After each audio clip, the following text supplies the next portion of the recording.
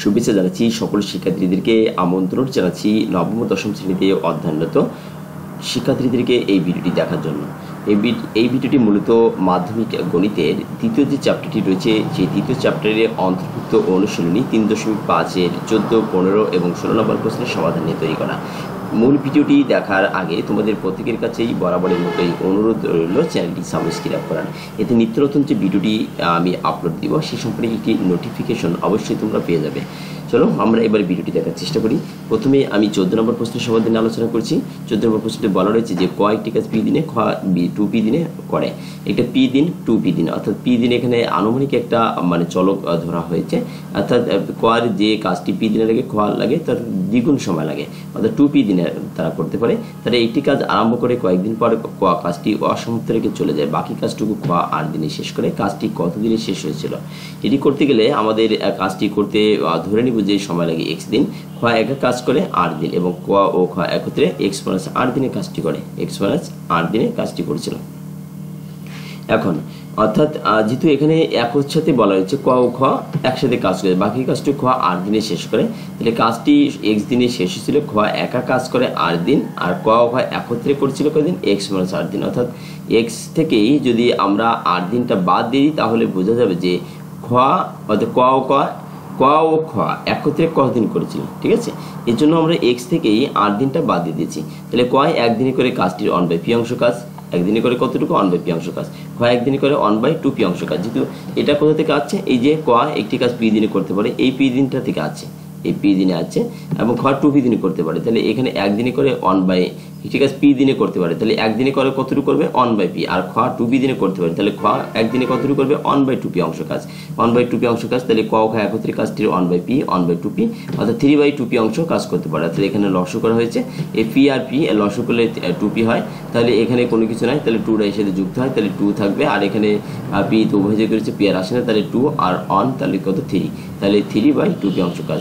তাহলে এটা কত দিনে, ক খ একদিনে করে কাজটির এই যে 3/2p অংশ কাজ। তাহলে ক ও খ x - 8 দিন তারা একসাথে কাজ করেছিল কতটুকু, এই যে x - 8 দিন কাজ করেছিল।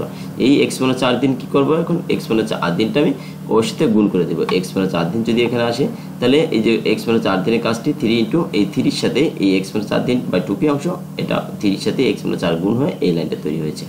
এখন তাহলে আমাদের খ 8 দিনে কতটুকু করবে, r বাই এই যে আমাদের খ একদিনে করতেছিল 1/2p অংশ কাজ, তাহলে 8 দিনে কতটুকু করবে r/2p অংশ কাজ, r/2p অংশ হয়ে গেলে। তাহলে এখন প্রশ্ন মতে আমাদের মোট কাজ, তাই না, ক ও খ x - 8 দিনের কাজ আর খ এর 8 দিনের কাজ সমান কি হবে, সম্পূর্ণ কাজ। এটা এই যে খ 8 দিনে করেছিল, বাকি কাজ এই যে খ ও খ x - 8 দিন করেছিল। তাহলে ক খ প্রথমে দুইজনের কাজ শুরু করছে, পরে একজনের শুরু করছে, কাজটা শেষ নামিয়েছে। তাহলে দুইজনের যে কাজের পরিমাণ তার সাথে যদি একজনের যে কাজের পরিমাণ যোগ করে দিলে আমরা কিন্তু সম্পূর্ণ কাজটা পেয়ে যাচ্ছি। তাহলে এই যে ক ও খ x - 8 দিনের কাজ তার সাথে খ 8 দিনে করে সম্পূর্ণ কাজ, তাহলে এর কাজ ক ও খ x - 8 দিনের কাজ এইটুকু আর তার সাথে খ এর 8 দিনের কাজ এইটুকু সমান সম্পূর্ণ কাজের পরিমাণ 1 দেওয়া হয়েছে। এখন এইটুকু আমরা লসও করব, 2p লসও যদি 2p হয় তাহলে এই 3 ইন্টু x - 8 প্লাস r থেকে যায়, তাহলে 3 into x - 8 3x plus 3x minus 3r plus এখানে একটুখানি এই যে 3x minus 3r plus 2r, তাই না, এখানে মূলত একটুখানি গ্যাপ দেওয়া রয়েছে, অর্থাৎ 3x minus 3r plus r by 2p equal কত 1। এই 3x এই তিনটে r থেকে একটা r যদি চলে যায় তাহলে 2r থাকে, সেই 2rটাই আর ইকুয়াল কত এই যে 2p, ওকে 2p, এই 2p অনেক সাথে গুণ করলে 2p হয়েছে। তাহলে x এর 3xটাকে আমরা বাম পাশে রাখলাম, তাহলে 2p প্লাস এই মাইনাস 2r ডান পাশে চলে গেলে প্লাস 2r হয়, তাহলে 2p প্লাস 2r 2 কমন নিলে p প্লাস r বাই এখানে কত এই 3টাকে যদি বাম পাশ থেকে ডান পাশে চলে যায় তাহলে r হয়, তাহলে 2 into p plus r by 3 হলো। এখন আমাদের x এর মান এটা পেয়ে যাচ্ছে, কাজটি শেষ হয়েছিল কত আমাদের এই যে 2 into p plus r by 3 দিনে, এতদিনে আমাদের শেষ হয়েছিল। এটা চলে যাচ্ছি পরবর্তী যে প্রশ্নটি রয়েছে 15 নম্বর প্রশ্ন।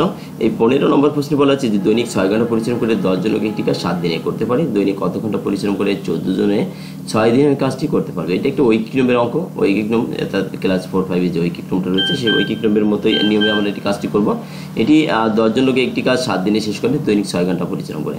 তাহলে 6 ঘন্টা পরিশ্রম করে এই লাইনটা লিখে নিচ্ছি যে 10 জন লোক আমাদের কী চেয়েছে, এখানে ওই কাজটি করতে পারবে কি চেয়েছে, দৈনিক কত ঘন্টা পরিশ্রম করে, কত ঘন্টা পরিশ্রম করে। এই জন্য প্রশ্নে যেটা চেয়েছে সেটাকে আমরা শেষের দিকে দেবো, যে দৈনিক 6 ঘন্টা পরিশ্রম করে, এটা আমরা শেষের দিকে দিলাম। ঠিক আছে, যে দৈনিক কত ঘন্টা, ঘন্টা কিসে লেখা আছে সেই 6, তাহলে 6টাই আমরা পিছনের দিকে দেবো। আমরা কিন্তু লিখতে হবে যে 6 ঘন্টা পরিশ্রম করে 7 দিনে এই কাজটি করতে পারে 10 জন লোকে, এটা কিন্তু লেখা যায়, কিন্তু সেটিকে আমার উত্তর আসবে না। অর্থাৎ প্রশ্নে যেটা চেয়েছে সেটি কী করবো, প্রশ্নে যেটা চেয়েছে সেটি আমরা কি করব, শেষের দিকে দেব। তাহলে 10 জন লোক, এই যে 10 জন লোক একটি কাজ 7 দিনে করতে পারে 6 ঘন্টা পরিশ্রম করে, এই 6 ঘন্টা সেকে শেষের দিক দিলাম। তারপরে একজন লোক ওই কাজটি যদি করতে চায়, একদিনে করতে চায়, তার কিন্তু অনেক সময় লাগবে, তাই না? এখানে 10 জন লোক 7 দিনে করছে 6 ঘন্টা করে পরিশ্রম করে, তাহলে একজন লোক যদি যায় তাহলে কিন্তু অনেক ঘন্টা পরিশ্রম করতে হবে। তাহলে 6 গুণ 10 গুণ 7, এটাকে 420 ঘন্টা পরিশ্রম করে করতে হবে। আর 14 জন লোক যদি যায় তাহলে পরে বলছি কি 14 জন লোক 6 দিনে কাজটি কত ঘন্টা পরিশ্রম করে করতে পারে, তাহলে 14 জন লোক যাবে 6 ঘন্টা করে করবে, তাহলে অবশ্যই কমে যাবে। কমালি কি হয়, ভাগ। তাহলে ভাগ মানে এই যে আমাদের একজন লোকের যে সময় লাগছিল তাকে আমরা কি করব, এই যে 420/6 গুণ 14 একে ভাগ করে দিব, ভাগ করে দিলে 420/6 গুণ 14, তাহলে এটা 6 গুণ 14, এইটা দ্বারা যদি 420কে ভাগ করি তাহলে 5 ঘন্টা পরিশ্রম করে আমরা উত্তরটা পেয়ে যাচ্ছি। এটাকে ক্যালকুলেটর ব্যবহার করে হিসাব করে নিতে পারো। তাহলে এই প্রশ্নের উত্তর এই পর্যন্তই। 16 নম্বর বলছি যে মিতা একটি কাজ 10 দিনে করতে পারে, রিতা সে কাজ 15 দিনে করতে পারে, তাহলে একত্রে কত দিনে কাজটি শেষ করতে পারবে। মিতা কত দিনে করতে পারে, 10 দিনে করতে পারে, একবার সম্পূর্ণ অংশ কাজ। তাহলে মিতা একদিনে কতটুকু করতে পারবে, 1/10 ভাগের 1 ভাগ, তাহলে 1/10, তাহলে 10 দিনে করতে পারে 1/সম্পূর্ণ, তাহলে 1/10 অংশ কাজ। আবার রিতা 15 দিনে করতে পারে, 15 দিনে করতে পারবে, তাহলে কতটুকু কাজ, তাহলে 1 সম্পূর্ণ হবে, তাহলে 1 দিনে করতে পারবে, তার 15 ভাগের 1 ভাগ, তাহলে 1/15 অংশ কাজ। তাহলে একত্রে 1 দিনে করতে পারবে, এই যে 1/10 আর এই যে 1/15, এই দুটো যোগ করে দিতে হবে, অর্থাৎ এই 1/10 যোগ কত হবে, 1/15 যোগ করে দেবো। তাহলে 15 আর 10 এর লসু করবো আমরা, 15 আর 10 লসু করলে 30 হবে। তাহলে 10 দিয়ে 30কে ভাগ করলে 3 হয়, 3 একের সাথে গুণ করলে 3 হবে।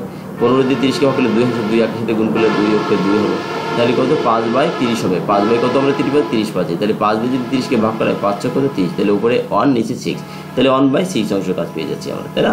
তাহলে 1/6 অংশ কাজ পেয়ে যাচ্ছি। তাহলে দেখো তারা একত্রে কতদিনে কাজটি শেষ করতে পারবে, তাহলে 1/6 অংশ কাজ তারা করতে পারছে, তাই না? 1/6 অংশ কাজ করছে কতটুকু, একদিনে।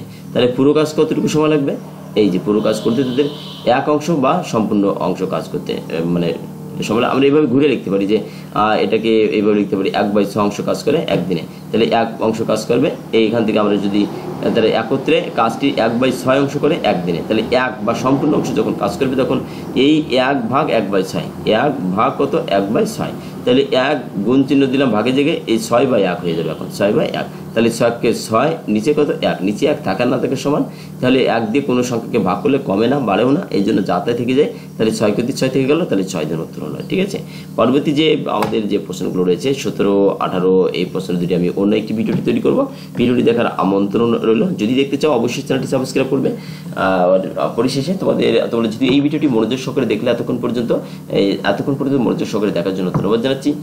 পরিশেষে সকলের সুস্বাস্থ্য কামনা করছি। এগিয়ে যাওয়া আগামীর পথে শিক্ষিত হয়ে নিজেকে দক্ষ হিসেবে গড়ে তোলো।